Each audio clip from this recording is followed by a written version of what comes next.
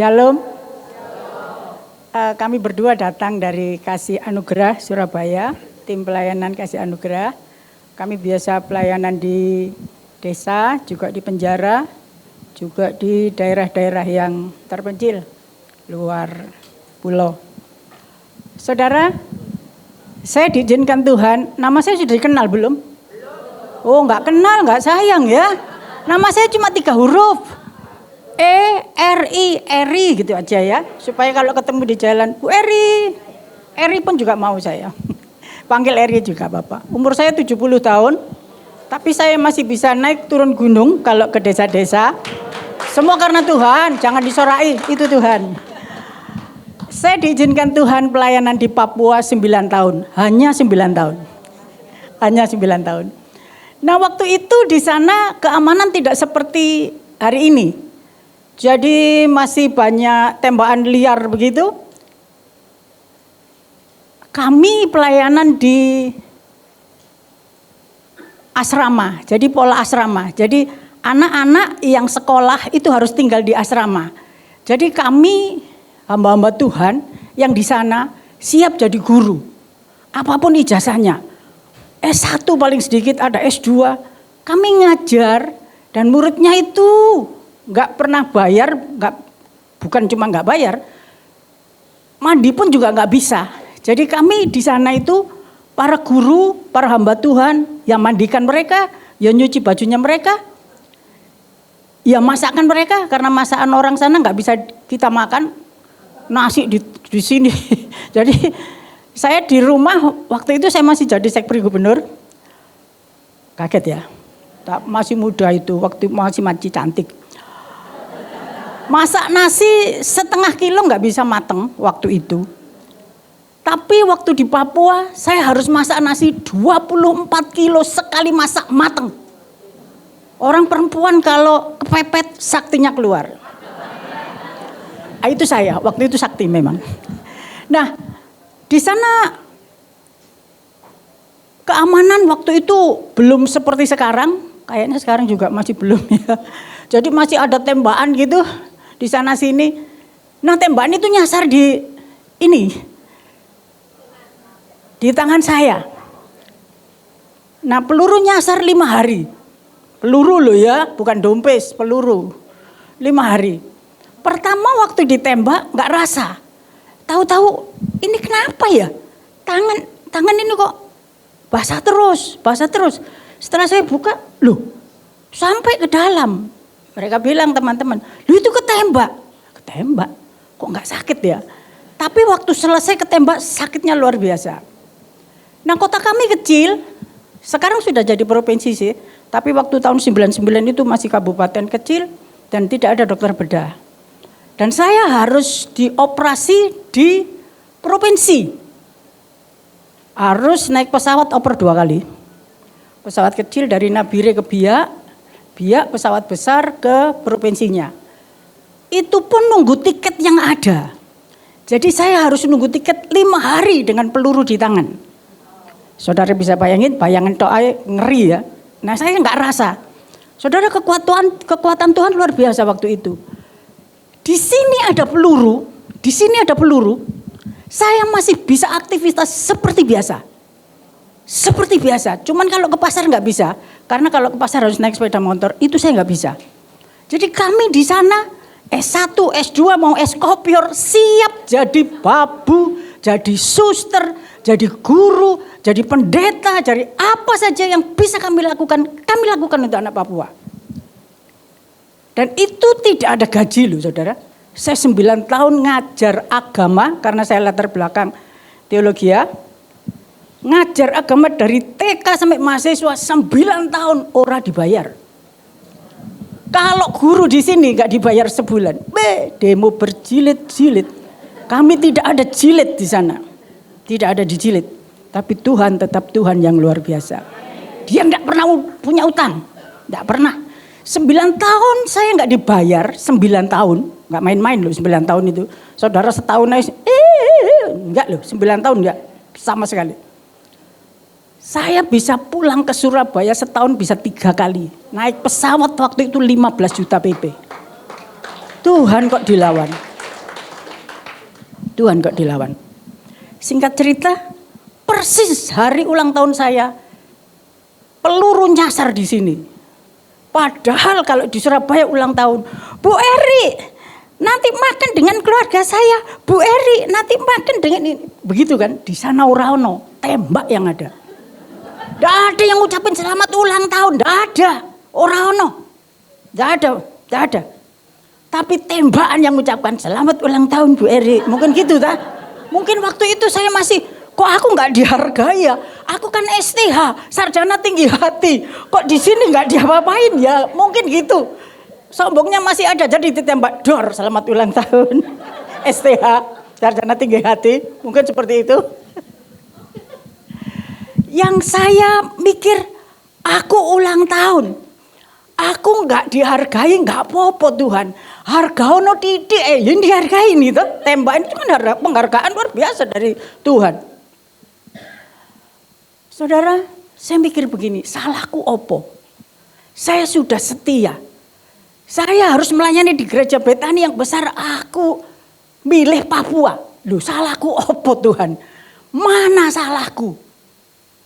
Kurang setia apa saya? Waktu saya berangkat ke Papua tahun 97, tacik berjejer di Perak itu, saya enggak naik pesawat, dinaik no kapal laut sampai Koden Daniel Alexander. Sengaja dibuat seperti itu. Sombongku cek bek gitu. Tapi ya belum hilang sombongku waktu itu. Makanya ditembak baru sombongku hilang. Sampai hari ini aku gak sombong. Gak sombong amit-amit. Takut saya. Takut betul. Takut, sangat takut. Saudara, waktu itu saya berpikir begini. Salahku opo? Kenapa kok Tuhan izinkan seperti ini Tuhan? Di mana letaknya saya salah? Saya di Surabaya aja nggak ketemu wedus kambing. Di sana wedusnya wakil cilik-cilik mambu kabeh. Mereka kalau panggil saya bukan Bu Pendeta, Bu STH sarjana tinggi hati, bukan. Mereka panggil Bu Guru itu pun tidak bisa ngomong Bu Guru. Cibunggulu. Aduh, ajur. Sudah dipanggil Cibunggulu. Halo Cibunggulu Balu. Setiap orang datang Cibunggulu baru. Laki pun Cibunggulu. Loh ya apa? Namanya juga anak pedalaman. Saudara, waktu saya turun dari Papua, naik kapal itu 7 hari waktu itu, 97. Tahun 97. Saya pikir sudah sampai di pelayanan. Masih naik kapal feri lagi 2 hari. Kapal ferinya sudah diangkat itunya. Tangganya. Jadi saya harus digendong orang Papua 3 orang. Waktu itu berat saya 74. Digendong, dimasukkan jendela. Bung, wih ambune. Saudara ketawa, saya nangis rek. Mambu ya. 2 hari 2 malam naik feri. Bukan ferinya seperti di Bali, bagus. No. Tahun 97 feri na welek pol. Dan berdekatan dengan kambing. Dengan babi di feri itu. Dan saya nggak bisa kemana-mana, duduk 2 hari 2 malam. Tuhan Yesus salib apa maneh iki. Itu pun masih saya hibur. Aku STH kok, sarjana tinggi hati, pasti nanti di sana disambut beraneka ragam pendeta yang elek-elek dalam hati. Bukan. Yang nyambut anak yang usianya TK sampai kelas 2 barusan. Waktu itu belum ada kelas 3. Dan mereka peluk perut saya gini. Cibunggulu Balu. Orangnya banyak anaknya. Saya jatuh. Wih, tambah di video sama Koden. Asik loh. Ya apa gak dibantu tak. Saudara, mereka ingusnya panjang-panjang.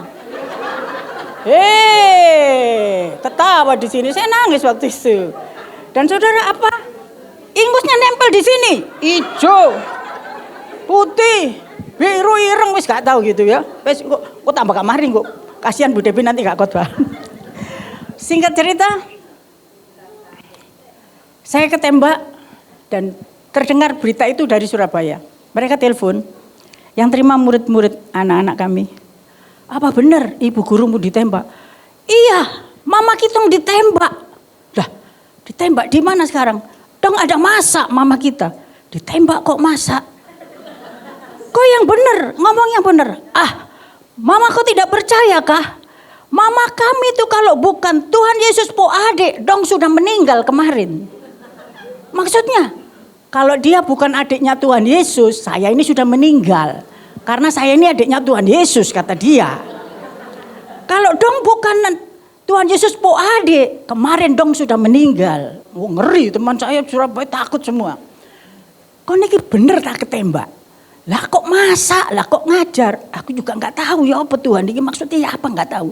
Saudara dalam keadaan ketembak, ini sakitnya setengah mati. Saya masih bisa beraktivitas. Bisa ngelesi malam, bisa ngajar. Semua saya lakukan, cuman ke pasar tok sih gak iso. Karena ke pasar harus naik sepeda motor. Kalau ke pasar itu kayak kuli manol. Depan bawaan, sini bawaan. Murid masih bawa lagi. Bayangin. 44 sekian anak dengan guru-gurunya, dengan pengasuh. Yang ke pasar saya sendiri, bayang no wis, koyok kulaan no wis. Singkat cerita, saya harus dibawa ke provinsi. Saudara saya nggak kenal di Jayapura, di provinsi itu. Nanti saya dengan siapa, nggak bisa bayangin. Karena tiket pesawat itu pun, cuman dapat satu itu pun saya antri 5 hari. Jadi saya ke provinsi dengan sendirian. Saudara saya bayangin kok aku ya opo tola-tole. Cari rumah sakit mana? Bayangan saya tidak terjadi. Semua pendeta, ada banyak pendeta di bandara. Bu Eri. Kok niki sapa? Siapa kalian? Kayak Tuhan sudah persiapkan banyak para pendeta yang jemput saya di sana. Dan rumah sakit pun juga sudah disediakan. Rumah sakit tentara. Aryoko namanya di Jayapura. Saudara, saya operasi pertama gagal. Karena pelurunya itu dibalut otot kecil-kecil. Kalau otot ini kena pisau, amputasi. Nah karena rumah sakit angkatan darat, jadi dokternya kapten. Kaptennya sampai minta maaf, Bu, saya tidak bisa ngoperasi peluru ini, terlalu sulit. Ini kasus yang baru saya temui selama saya jadi dokter bedah. Waduh, ya apa ini? Masa peluru ini terus di sini? Dalam hati, nek gak ganggu ya wis gak apa-apa rek, dalam hati. Menyerah, pasrah. Akhirnya hari berikutnya diambil lagi ulang operasi kedua. Karena yang kapten ini nggak bisa ngambil peluru ini, kolonel yang ngambil. Kepala rumah sakit sendiri. Asik guru SD yang ngambil kolonel operasinya. Nah, waktu Pak Komandan kolonel ini, komandan rumah sakit ini mau ngambil peluru, para pendeta di depan ruang operasi ini banyak, saya pun nggak kenal. Ditanya, kalian siapa? Keluarga? Bukan Pak, kami para pendeta. Oke, kalian berdoa, saya tidak ada apa-apanya, ini karena kasus sulit. Kalau kalian tidak berdoa, saya pun juga nggak bisa. Kalian berdoa, bayangin kolonel. Percaya doanya pendeta. Sudah, ini ada dua jadi. Yang kecil ini dibuka kapten, yang kolonelnya buka buat depol, seret gitu kan, pikirnya susah kan. Saudara, setelah dibuka, peluru nongol sendiri.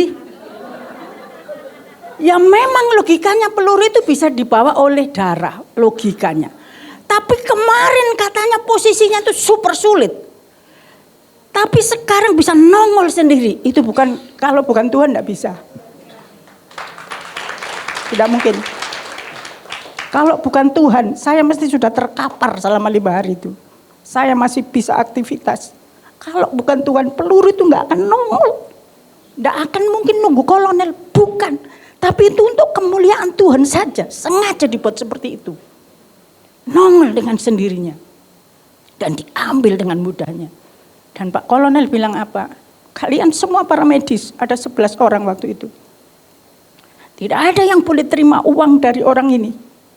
Orang ini orang dekat dengan Tuhan. Tidak ada satupun.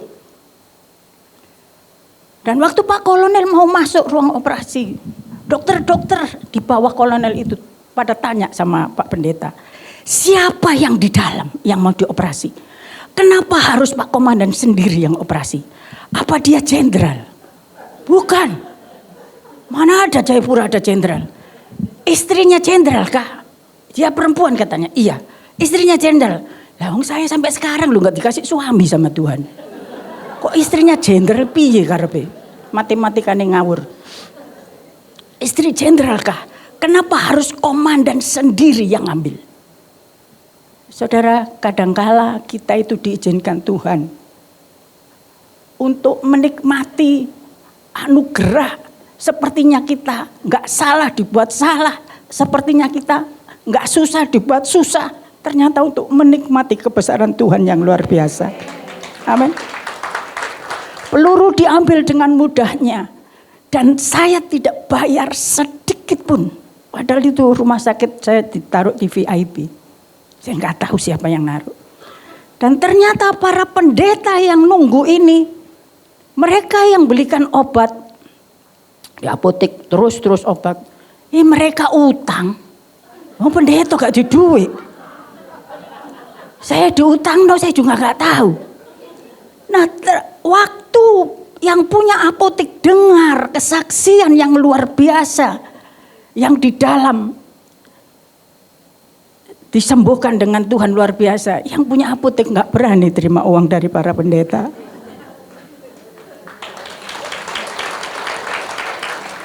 Kadangkala Tuhan izinkan kita menderita bukan karena salah kita. Saya ulang tahun di Surabaya, di ulang tahun di sana, keluarga sana. Di Papua ditembak. Saya kadang sampai Tuhan apa salahku? Tuhan apa salahku? Waktu itu saya nggak terima. Tapi setelah semuanya selesai, lewat penderitaan, kemuliaan Tuhan dinyatakan. Tuhan Yesus memberkati.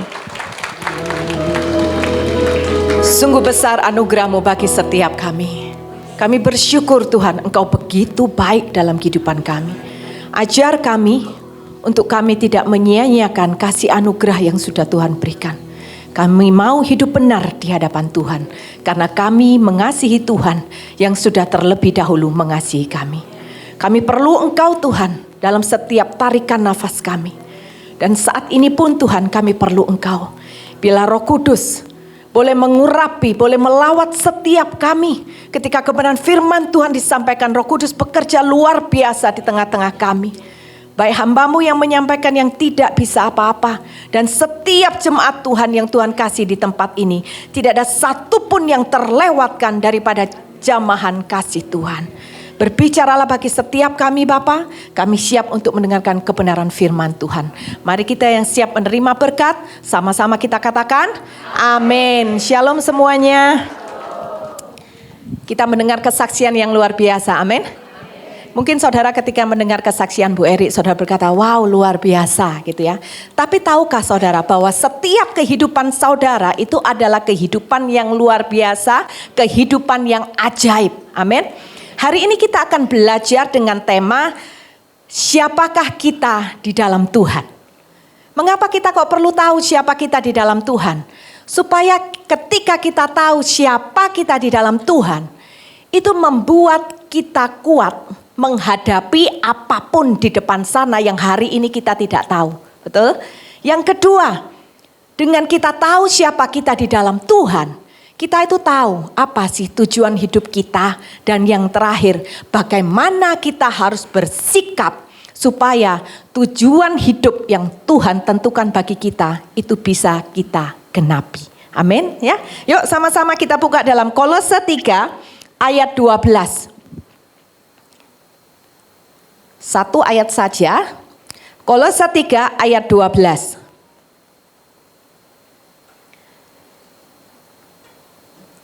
Kita baca sama-sama ya.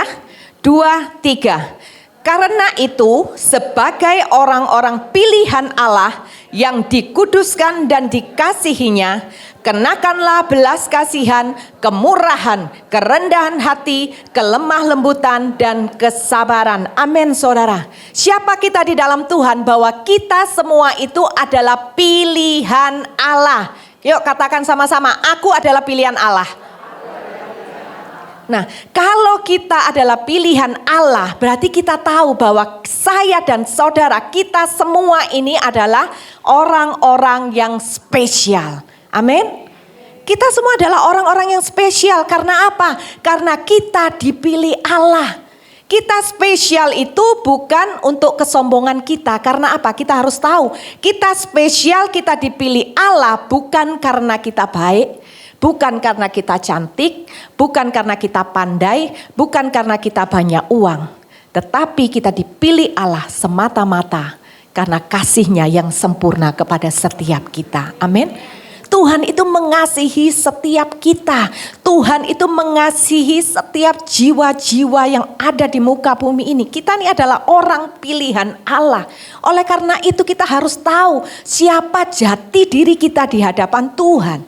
Kalau kita tahu kita orang yang spesial yang dipilih Allah, maka menghadapi apapun kita tidak akan mudah putus asa. Karena apa? Orang yang spesial bisa melakukan apa saja bersama dengan Tuhan. Amin, saudara.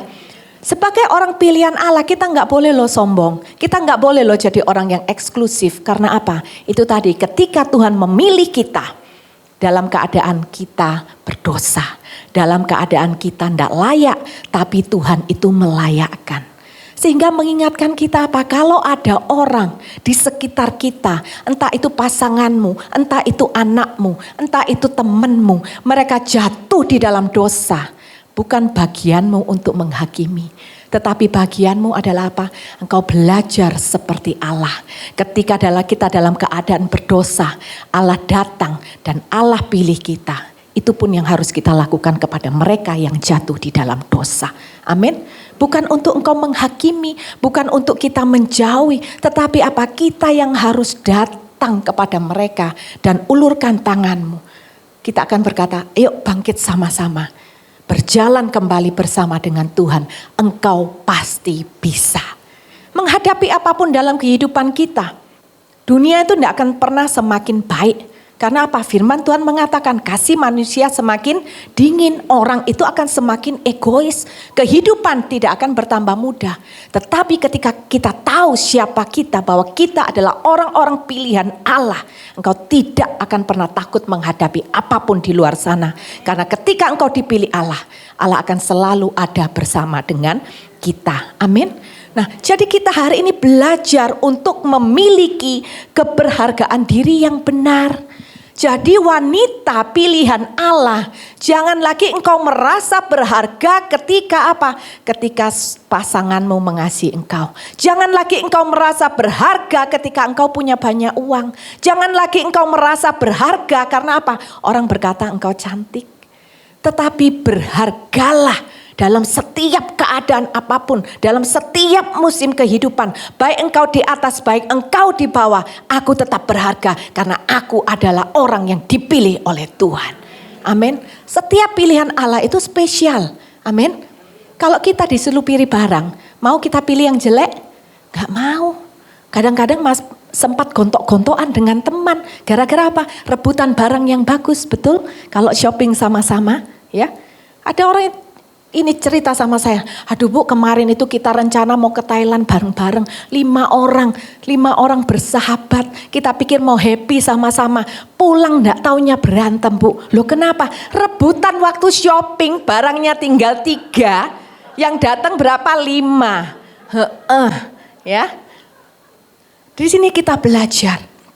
Nah, ketika kita dipilih Allah, untuk apa saudara? Kenapa sih kok Tuhan pilih kita? Padahal kita ini orang yang berdosa. Kita dipilih Allah untuk menerima keselamatan. Oleh karena itu apa? Mengejar hidup ini, menjalani hidup ini, jangan hanya mengejar yang jasmani, tetapi kejarlah kehidupan rohani. Karena ingat engkau dipilih Allah untuk menerima keselamatan. Jadi kalau kita berkata saya adalah wanita Allah, saya adalah wanita pilihan Allah, maka engkau harus tahu bahwa tujuan hidupmu hanya untuk mencari kehidupan yang rohani. Kehidupanmu hanya mencari kerajaan Allah dan seluruh kebenarannya di dalam kehidupanmu. Melalui apa? Kebenaran firman Tuhan. Jadi hari ini kalau sampai ada wanita Tuhan yang tidak suka baca firman, harus bertobat. Pinter semua ya. Harus bertobat. Nah kalau sudah baca firman harus diapain? Dihafalin? Bukan, direnungkan ya. Wah luar biasa loh ya jemaatnya Bu Lingling nih ya. Direnungkan dan kemudian harus kita lakukan. Fokus kehidupan kita sebagai wanita adalah membangun kehidupan rohani. Jadi hari ini kalau kita yang masih rajin datang ke gereja, masih suka baca firman, merenungkan firman, tapi kemudian fokus kehidupan kita hanya perkara jasmani yang setiap hari dipikirin, aduh aku sudah cantik belum ya? Begitu ada muncul jerawat satu sudah bingung. Telepon Bu Lingling, Bu maaf ya hari ini enggak jadi ke gereja. Lu kenapa sakit ya? Enggak, muncul jerawat satu. Ya elah, Tuhannya dikalahkan sama satu jerawat. Bingung, aduh ini dokter kenapa ya masih jam 10, jam 11 baru buka praktek. Harusnya dokter kecantikan tuh jam 7 pagi bukanya. Lu lihat saudara, ya. Ketika kita hari ini masih bingung mau pakai tas apa, ngerengek sama suami, minta tas branded karena teman-teman, yang kamu tuh jangan buat aku malu. Kenapa? Karena kalau aku malu kamu ya malu. Suami bingung, lo kok bisa? Lah semua temanku itu lo pakai tas branded, aku ini pakai tas apa yang? Kalau sampai hari ini kita masih mengejar kehidupan jasmani, berarti kehidupan kita melenceng daripada tujuan Tuhan di dalam kehidupan kita. Orang yang dipilih Allah untuk menerima keselamatan, dia akan mengejar kehidupan rohani. Karena dia percaya selama dia mengejar kehidupan rohani, selama dia mengejar tujuan Tuhan di dalam kehidupannya, maka segala apapun yang kita perlukan Tuhan itu pasti menyediakan. Amin saudara, itu yang Tuhan janjikan. Tuhan itu gak mungkin lupa akan janjinya. Dia pasti akan menepati. Sekali Tuhan berjanji dia akan menepati. Tetapi orang yang bisa menerima janji Tuhan adalah orang yang berjalan di dalam kebenaran. Amin saudara. Dan yang kedua dikatakan kita dikuduskan oleh Allah. Apa sih yang dimaksud dengan dikuduskan oleh Allah? Karena tujuan Tuhan memilih kita untuk menerima keselamatan. Berarti kehidupan kita dipisahkan dari dunia. Ini kehidupan dunia. Tuhan angkat kita keluar, dipindahkan, dipisahkan dari dunia. Untuk apa? Untuk menjadi milik Allah. Kita semua ini berharga. Setiap kita dimiliki oleh Allah. Amin saudara. Betapa berharganya kehidupan kita. Betapa ajaib dan luar biasanya kehidupan saudara dengan saya. Karena apa? Kita semua ini adalah milik Allah. Karena apa? Kita telah dikuduskan. Supaya kita menjadi miliknya. Dan kalau kita mengerti kalau kita telah dikuduskan oleh Allah. Maka apa yang menjadi bagian saudara dengan saya? Kita harus menjaga kekudusan sampai akhir kehidupan kita. Amin. Menjaga kekudusan, mudah enggak? Enggak gampang, ngomong gampang, saya tahu. Mempraktekkan menjaga kekudusan itu enggak mudah. Karena menjaga kekudusan bukan hanya melalui perbuatan kita, tetapi start pertama dari apa? Pikiran. Ya, dari pikiran, perkataan, perbuatan. Engkau harus menjaga hati ini lo kudus. Karena apa yang keluar semua itu timbul dari hati. Kalau pikiranmu kotor berarti hatimu sedang kotor. Tetapi kalau apa yang engkau pikirkan adalah kebenaran. Itu karena engkau selalu menanam benih kebenaran terus sampai masuk di dalam hatimu. Itu saudara. Gak mudah memang melakukan kebenaran. Tetapi percayalah saudara. Bersama dengan Tuhan itu bisa. Bagaimana supaya kita bisa menjaga kekudusan? Harus tenggelamkan dirimu di dalam kebenaran firman Tuhan. Tidak boleh pernah bosan-bosan baca ini kebenaran firman. Bu, saya sudah baca 17 kali, tidak peduli. Sudah 20 kali, lebih tidak peduli lagi. Karena apa? Memang kehidupan kita itu perlu firman. Kita perlu dijaga oleh kebenaran firman. Karena apa? Pikiran kita itu gampang untuk ke kiri, ke kanan. Betul? Ketika mungkin saudara berdoa di rumah aja. Habis itu saudara mikir, waduh itu tadi kompor sudah tak matiin belum ya? Gitu kan. Begitu saudara doa, aduh hujan mateng kon, itu jemuran basah semua gitu. Nggak gampang. Lagi berdoa tiba-tiba ingat, aduh jengkel ya tadi malam disakitin sama suami gitu kan. Lagi enak-enak berdoa, terus ingat, loh tadi temenku tuh kok ngomong kayak gini ya sama aku. Dia lagi nyindir aku itu ya. Nggak gampang saudara. Untuk menepis semuanya itu. Untuk menjaga hati kita dengan kekudusan. Bagaimana tenggelamkan dirimu dalam kebenaran firman Tuhan. Saudara tahu bedanya timun dengan acar itu apa? Oh tahu semua, soalnya suka makan acar ya. Saya juga suka makan acar. Saya kalau pernah satu kali diundang ya sama teman suami saya tuh suka acar. Jadi kita diundang makan di Chinese food gitu. Jadi saya makan acar. Sampai teman saya bilang gini, loh Deb ini loh lauknya makanan kok dari tadi cuma makan acar toh. Dia bilang enak ya ngundang orang kayak gini murah meriah dikasih acar aja sama nasi cukup katanya. Ya, nah kita tahu timun itu untuk menjadi acar itu harus direndam dulu di mana? Di air, gula, garam, cuka. Kelihatan semua pintar masak.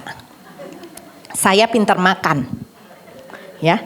Nah, ditenggelamkan supaya berubah dari timun jadi acar. Dan setelah jadi acar, harganya lebih mahal. Karena apa? Sudah melalui proses semua, ya kan? Ada air, ada gula, garam, cuka, itu kan butuh uang, butuh harga, benar kan? Begitu pula juga dengan kita harus rendam diri, kita tenggelamkan kehidupan kita di dalam kebenaran firman Tuhan. Ada harga yang harus dibayar memang. Ketika mungkin engkau lagi diem-diem, tiba-tiba dikatain sama orang, jengkel enggak? Jengkel pasti, kita sebagai manusia normal gak mungkin dikatain orang, oh terus, gak apa-apa, iya aku seneng loh. Gak mungkin itu orang begini ya. 12 kurang seperempat katanya orang Surabaya tuh bilangnya. Kita pasti jengkel, tetapi ketika engkau tenggelamkan dirimu dalam kebenaran firman. Ketika engkau merasa jengkel, yang muncul itu bukan hanya rasa jengkel, tetapi yang muncul adalah kebenaran firman. Artinya apa? Ayo sabar. Ayo belajar rendah hati, ayo belajar mengampuni gitu kan. Nah setelah firman itu keluar, bagian saudara untuk melakukan. Dan ketika engkau mau melakukan, itu masih ada peperangan batin. Dikatakan apa? Loh masa cuman diem aja diomongin gitu. Jangan mau dong dibodohin kayak gitu. Jangan mau dong diperlakukan seperti itu. Di mana harga dirimu, betul? Tetapi orang yang sangkal dirinya, dia buang semua pikiran itu. Dia hanya berkata, aku mau bayar harga untuk melakukan kebenaran firman. Bayar harganya apa? Engkau tahan itu rasa sakit hatimu. Engkau tahan itu rasa marahmu. Engkau belajar untuk sabar. Engkau belajar untuk mengasihi orang yang tidak mengasihimu. Engkau belajar mengampuni orang yang menyakitimu. Itu bayar harga. Dan Tuhan melihat setiap ketulusan hatimu untuk engkau berani bayar harga. Karena apa? Karena engkau tahu aku adalah pilihan Allah. Sehingga setiap apa yang aku pikirkan, apa yang aku perkatakan, apa yang aku lakukan, tidak mau keluar dari kebenaran firman Tuhan. Amin saudara. Dan dikatakan yang ketiga, setelah kita dipilih, dikuduskan dan kemudian apa? Dikasihinya. Tuhan mengasihi kita dengan kasih-Nya yang sempurna. Supaya apa saudara? Supaya saudara dengan saya tahu betapa berharganya kita. Dan karena Tuhan mengerti kebutuhan jiwa kita itu adalah kasih Kristus. Kebutuhan utama jiwa kita itu adalah kasih Kristus. Jadi hari ini kalau engkau merasa, Bu, suami gak mengasihi aku, pasanganku gak mengasihi aku, istriku gak mengasihi aku. Kita berkata apa? Gak apa-apa. Karena aku sudah dikasihi oleh Tuhan dengan kasihku yang sempurna. Orang tua hari ini banyak mengeluh, Bu, anak ya sudah dibesarin dengan tetesan air mata. Apalagi saya ini single mom. Untuk membesarkan anak itu tidak mudah. Saya kerja banting tulang dari pagi sampai pagi lagi. Saya sakit, saya tetap berangkat bekerja untuk bisa membesarkan dia. Supaya dia bisa menggapai cita-citanya. Tapi apa yang saya dapatkan hari ini ketika dia sudah berkeluarga. Bahkan belum berkeluarga. Ketika sudah punya pacar aja. Sudah lupa Bu sama orang tuanya. Setiap hari I love you yang, I love you yang, wo I nini, I wo gitu ya.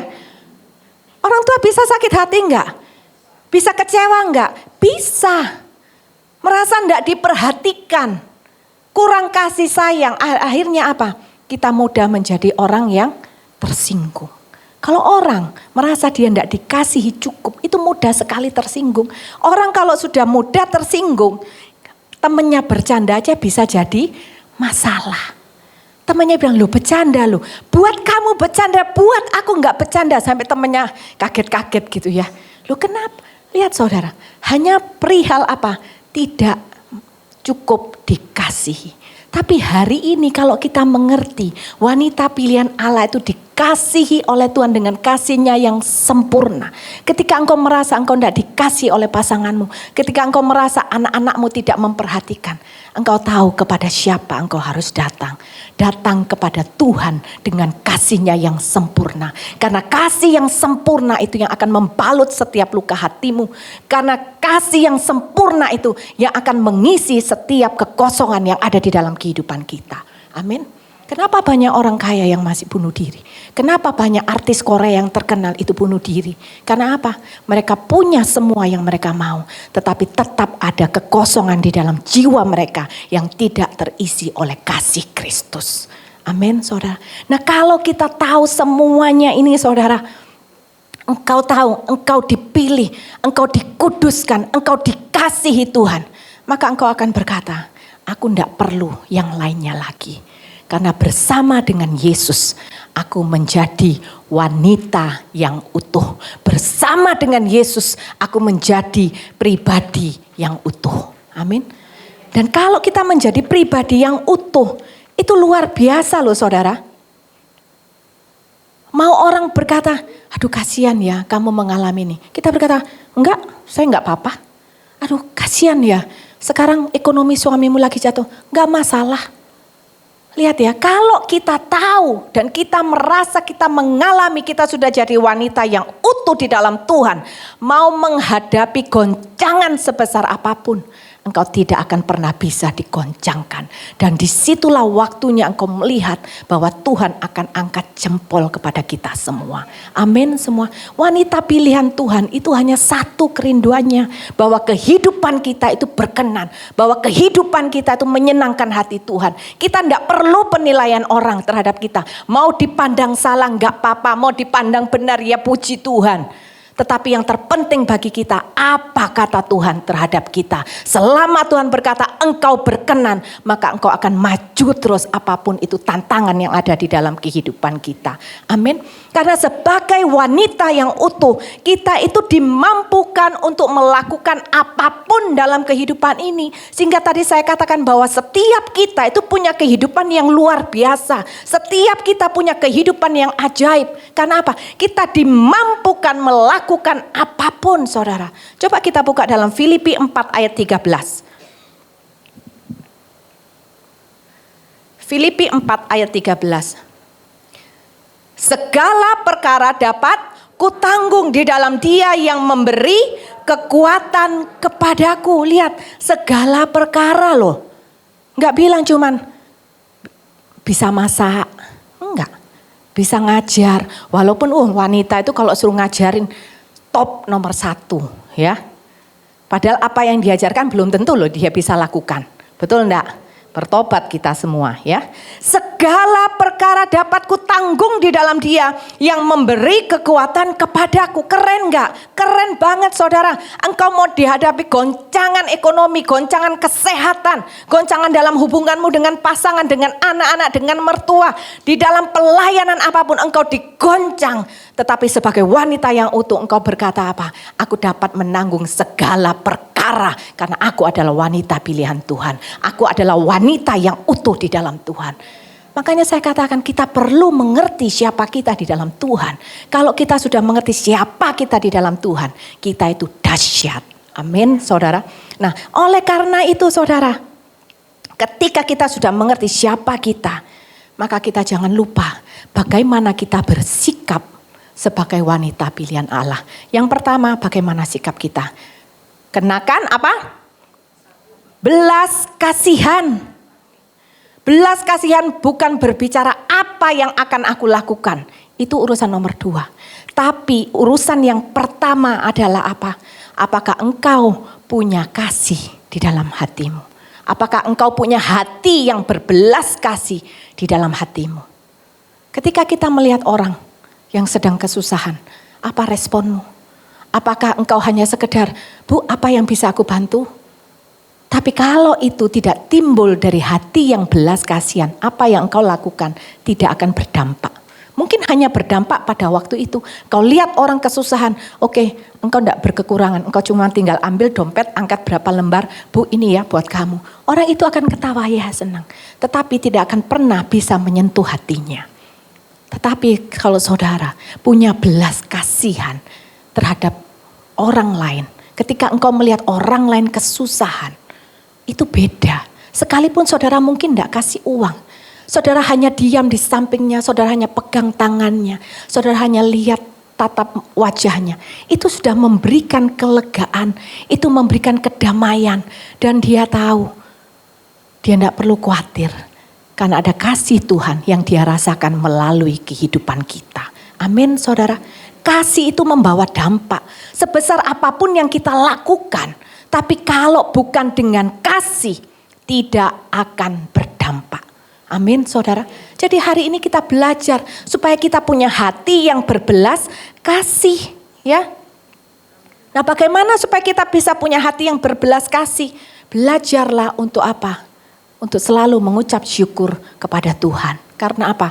Karena kita sudah dipilih, kita sudah dikuduskan, dan kita dikasihi oleh Tuhan. Kalau engkau merasa, aduh aku ini tidak layak ya, tapi aku dikasihi oleh Tuhan begitu rupa. Maka ketika engkau melihat orang lain, engkau tidak melihat kejelekannya. Tetapi yang engkau lihat adalah, aku mengasihi dia seperti Kristus telah mengasihi aku. Amin. Mudah enggak? Susah pol. Ya, baca gampang, dengar gampang, melakukan susah pol itu labelnya saudara. Coba lihat, melihat pasangan kalau sudah datang dengan muka cemberut, saudara kayak apa? Muka bete lagi, gitu kan ya? Jadi ketika datang suami baru pulang kerja, apa yang saudara katakan? Yang kenapa sih kok bete terus? Bok ya kayak suami tetangga itu loh yang ganteng, murah senyum. Kamu tuh loh kelihatannya wajahnya kok mengkeret terus kayak ditekuk-tekuk terus gitu. Sudah enggak banyak uangnya, senyumnya juga pelit gitu ya. Enggak boleh, ya kan? Belajar untuk punya hati yang berbelas kasih. Sehingga ketika engkau dilukai oleh pasanganmu, engkau dilukai oleh anak-anakmu, engkau dilukai oleh siapapun, hatimu tetap keluar. Hati yang mengasihi orang lain. Karena engkau tahu setiap orang itu juga punya kekurangan. Kita pun banyak sekali kekurangannya. Tetapi Tuhan itu mengasihi kita. Nah, kalau di dalam keluarga, setiap keluarga punya wanita yang punya belas kasihan. Luar biasa enggak keluarganya? Luar biasa. Tapi kalau di dalam keluarga tidak ada wanita yang punya belas kasihan, keluarga itu enggak akan jadi luar biasa, tapi akan jadi keluarga yang binasa. Sekalipun Tuhan Yesus belum datang. Karena apa? Akan terjadi pertengkaran, akan terjadi perselisihan. Lihat betapa besar dampaknya seorang wanita kehidupannya di dalam keluarga. Amin saudara. Yang kedua dikatakan kenakanlah apa? Kemurahan. Kemurahan itu bukan hanya sekedar memberi apa yang bisa engkau beri. Tetapi orang yang murah hati, sebelum engkau diminta tolong, engkau sudah mau menolong. Karena apa? Karena hatimu tergerak oleh belas kasihan. Ya. Jadi semuanya itu ada rentetannya. Semuanya dimulai dari hati yang berbelas kasih, maka engkau akan murah hati. Orang yang murah hati itu orang yang suka menolong, orang yang Bermurah itu adalah orang yang suka memberikan kebahagiaan buat orang lain. Dan tentunya ada harga yang harus dibayar. Apa itu saudara? Engkau mengesampingkan kepentinganmu sendiri. Yang terpenting adalah kepentingan orang lain dulu. Belajar untuk apa? Mengedepankan kepentingan suami. Mengedepankan kepentingan anak-anak. Mengedepankan kepentingan gerejamu. Dan itu tidak mudah ya saudara. Yang kemudian adalah apa? Kerendahan hati. Kerendahan hati berbicara apa? Tidak merasa paling benar. Tidak merasa bahwa aku yang harus diperhatikan.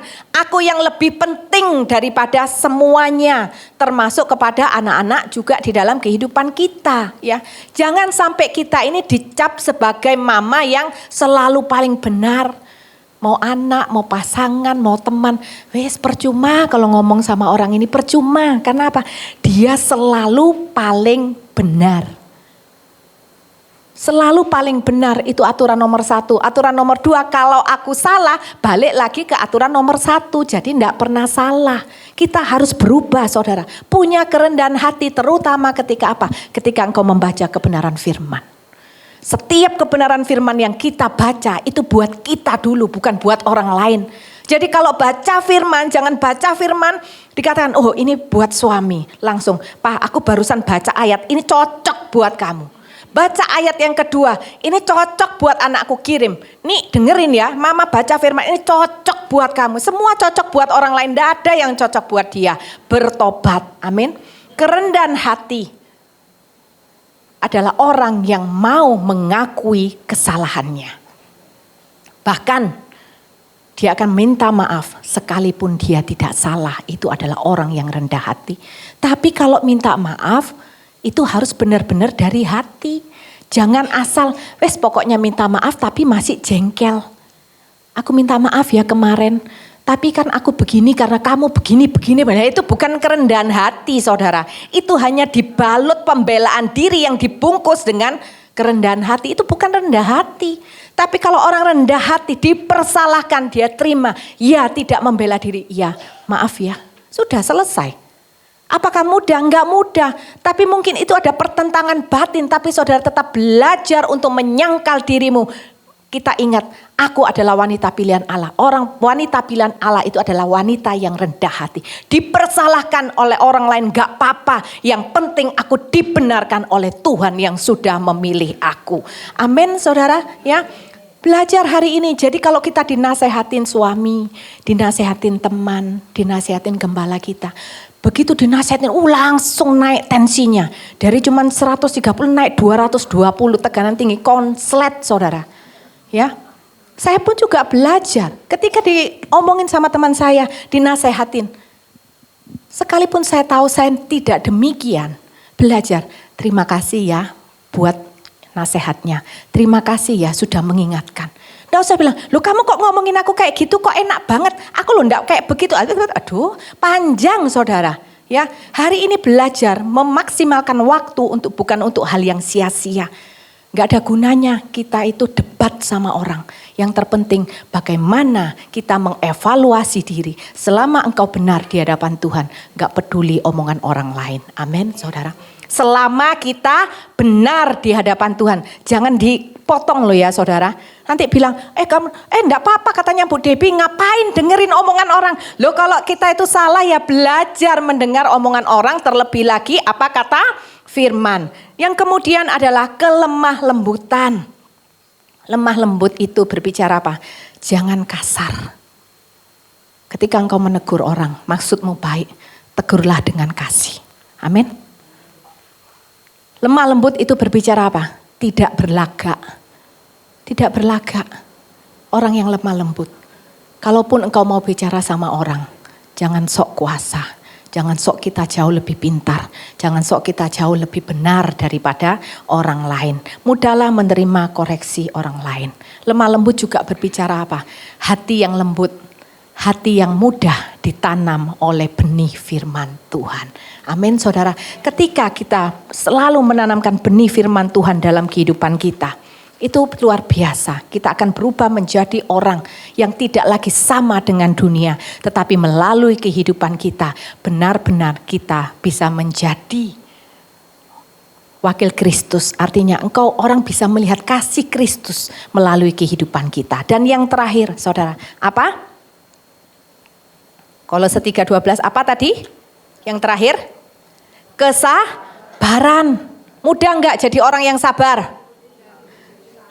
Mudah kalau pas lagi tidur, ya kan?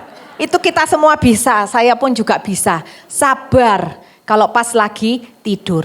Kita belajar kesabaran dari siapa? Dari Hosea. Yuk coba Hosea 1 ayat 2. Bisa tolong dimunculkan Hosea 1 ayat 2. Nah, ketika Tuhan mulai berbicara dengan perantaraan Hosea, berfirmanlah ia kepada Hosea, apa katanya? Pergilah, kawinilah seorang perempuan sundal dan peranakanlah anak-anak sundal, karena negeri ini bersundal hebat dengan membelakangi Tuhan. Jadi Tuhan ini berinisiatif untuk apa? Untuk suruh Hosea pergi kawinin wanita sundal. Ini menunjukkan kasih Tuhan kepada kita. Tuhan yang berinisiatif mencari kita yang berdosa supaya kita keluar dari lubang dosa karena Tuhan mengasihi kita. Nah, kalau kita tahu Tuhan mengasihi kita dengan apa? Membebaskan kita dari dosa. Pertanyaannya hari ini, apakah kita mengasihi diri kita sendiri? Kita mengasihi diri kita sendiri enggak? Mengasihi. Tapi bagaimana cara kita mengasihi diri kita sendiri? Mempercantik, bingung, cari apa skincare yang terbaik gitu ya. Kemarin saya pelayanan di Jakarta, selesai khotbah didatengin sama seorang jemaat atau pengerja ya Bu ya. Bu mau tanya skincare-nya Bu Debbie apa ya? Mau pingsan saya. Bu ya tanya firman gitu ya. Tanya skincare. Iya Bu, soalnya kan saya mengasihi diri saya. Memang kita mengasihi diri kita. Skincare itu urusan belakangan saudara. Ketika kita mati malaikat enggak lihat, oh ini cantik masuk surga, oh ini elek masuk neraka, enggak. Bagaimana cara kita mengasihi diri kita? Bebaskan dirimu dari belenggu dosa. Ketika Tuhan melihat kita dalam lubang dosa, Tuhan angkat, Tuhan pindahkan kita karena kasih-Nya. Jadi hari ini kalau kita mengasihi diri kita sendiri, tinggalkan dosa. Amin saudara. Jangan tinggalkan pasangan, jangan tinggalkan anak-anak, jangan tinggalkan pelayananmu. Amin. Sampai akhir kita harus tetap terus melayani Tuhan. Ya. Ketika Hosea disuruh menikahi perempuan sundal, kira-kira mudah enggak buat Hosea? Enggak. Wanita sundal itu karakternya baik enggak? Pasti bikin pusing 7 keliling. Dari buka mata dulu sudah berulah. Karena apa? Pasti genit kan? Gitu ya. Pasti genit. Mudah enggak jadi suaminya? Enggak mudah Pol. Di situ Hosea belajar apa? Belajar kesabaran. Kita pun juga harus demikian. Belajarlah sabar menghadapi apapun di dalam kehidupan kita. Ya. Hosea ini menjadi alat peraga Tuhan untuk menunjukkan kasih-Nya. Untuk menunjukkan kasih Tuhan kepada kita. Dan ketika Hosea menjadi alat peraga Tuhan, maka ada harga yang harus dibayar oleh Hosea. Begitupun juga saudara dengan saya. Ketika kita mau jadi alat peraga Tuhan, maka ada harga yang harus kita bayar, yaitu apa? Kesabaran saudara. Kalau bicara kesabaran artinya apa? Tidak ada batas. Kita sering ngomong apa? Bu, tapi kan sabar ada batasnya. Kalau sabar ada batasnya berarti bukan sabar pinter. Tapi artinya ngempet. Saudara ngerti ngempet? Orang Jakarta ngerti ngempet? Ngerti ya Bu ya? Oh enggak ngerti? Mateng kon, saya harus buka kamus bahasa Indonesia yang baik dan benar. Artinya itu cuma nahan diri, tapi tetap jengkel di sini. Kelihatannya, maaf ya, ya nggak apa-apa. Begitu balik badan, encene kok bencen untuk kurang ajar. Nah itu saudara, ya. Itu bukan sabar, itu namanya ngempet. Ngempet itu bahasa Perancis. Mulai hari ini saudara belajar ya. Nah, kemudian tidak sampai di sana loh Tuhan menyuruh Hosea. Hosea 3 ayat 1. Coba kita buka Hosea 3 ayat 1.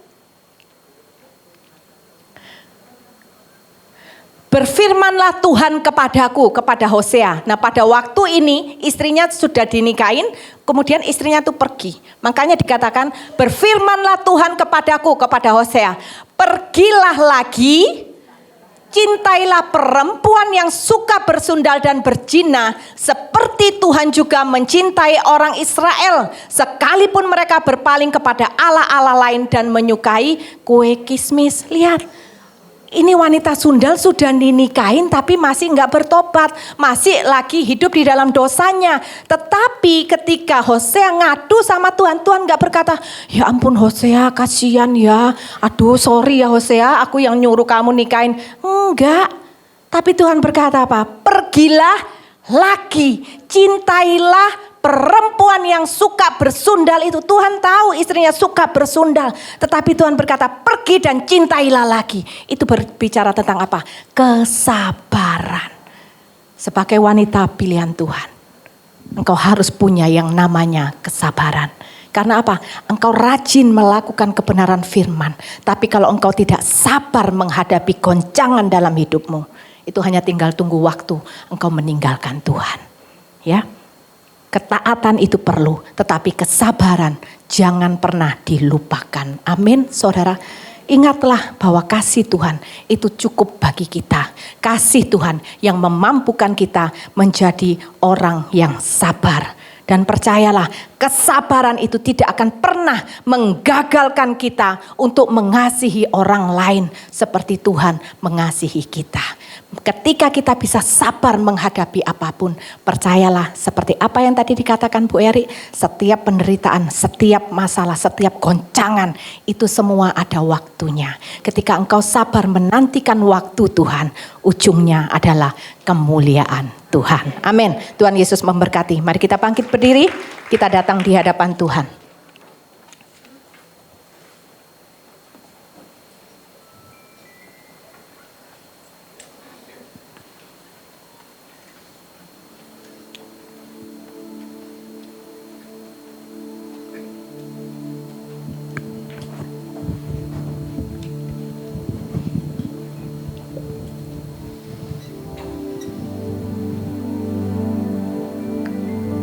Kasih Tuhan.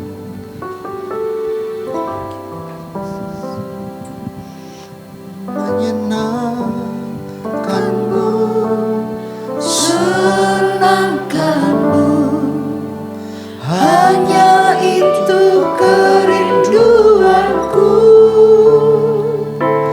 Menyenangkanmu, senangkan hatimu, hanya itu kerinduanku. Katakan menyenangkan hati Tuhan. Menyenangkanmu, senangkanmu, hanya itu kerinduanku.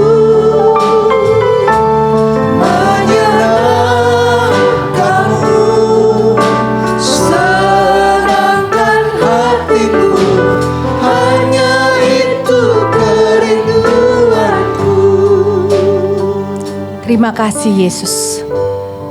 Kami tahu hari ini bahwa kami adalah wanita-wanita yang dipilih oleh Allah. Bukan karena kami hebat, tetapi semuanya karena kasih Tuhan yang sempurna bagi kami. Kami mengerti Tuhan tujuan hidup kami hari ini. Bahwa kami akan mengejar kehidupan yang rohani. Kami mengejar kehidupan rohani, kami mengejar kehidupan kerajaan Allah dan seluruh kebenarannya. Maka segala sesuatu yang kami butuhkan, kami percaya Allah berjanji untuk memenuhinya bagi kami. Bapa, kami mau belajar bagaimana kami harus bersikap sebagai wanita Allah. Supaya melalui kehidupan kami, banyak orang yang akan mengenal Kristus. Ketika kami menjadi wanita pilihan Allah, kami tahu Tuhan, bagaimana kami harus bersikap menghadapi goncangan-goncangan yang ada di dalam kehidupan kami. Dan kami percaya, jikalau Engkau sendiri yang sudah memilih kami, maka penyertaan-Mu juga ada di dalam kehidupan kami. Bersama dengan Tuhan, kami akan bisa melalui semuanya. Kehidupan kami adalah kehidupan yang luar biasa. Kehidupan kami adalah kehidupan yang ajaib. Karena Tuhan yang sudah memilih kami. Tuhan yang menguduskan kami. Dan Tuhan yang mengasihi kami dengan kasih-Mu yang sempurna. Tuhan, biarlah sebagai wanita pilihan Allah, kami selalu diingatkan, kehidupan kami harus berkenan di hadapan Tuhan. Kehidupan kami harus menyenangkan hati Tuhan. Dan itulah tujuan hidup kami sampai akhir. Terima kasih Tuhan Yesus yang baik. Hamba-Mu terbatas, tetapi kuasa Roh Kudus tidak terbatas. Kau tetap terus berbicara kepada setiap hati yang datang pada pagi hari ini. Berbicaralah terus Tuhan. Ubah paradigma kami, supaya kami semakin mengenal Engkau. Sehingga kami boleh semakin mengasihi Tuhan dalam kehidupan kami. Dan inilah Tuhan janji kami di hadapan Engkau. Katakan, aku mau menyenangkan hati Tuhan. Mari kita naikkan pujian sekali lagi di hadapan Tuhan. Menyenangkanmu, senangkanmu, hanya itu kerinduanku. Menyenangkanmu, senangkan hatimu, hanya itu kerinduanku. Hanya itu kerinduanku. Hanya itu kerinduanku. Kami sungguh diberkati Tuhan. Terima kasih untuk kebenaran firman-Mu yang ditaburkan bagi setiap kami pagi siang hari ini. Hamba-Mu selesai berbicara, tapi kami percaya kuasa firman Allah akan terus berbicara buat kami. Meteraikan setiap benih firman-Mu sehingga tidak ada sesuatu pun yang dapat mencurinya dari hidup kami. Terima kasih Tuhan. Kami sungguh diberkati di dalam nama Tuhan Yesus. Haleluya. Semua kita bersuka cita katakan amin. Tepuk tangan buat Tuhan. Mari kita mengangkat tangan. Terima berkat yang datang daripada Tuhan. Disertailah hidupmu oleh tangan yang kuat. Diberkatilah engkau orang-orang yang mengasihi Tuhan. Biarlah damai sejahtera, sukacita, penghiburan dan perkenanan Tuhan selalu dicurahkan di dalam kehidupanmu sampai selama-lamanya. Mari kita semua yang sudah menerima berkat Tuhan, sama-sama kita katakan amin. Tuhan Yesus memberkati.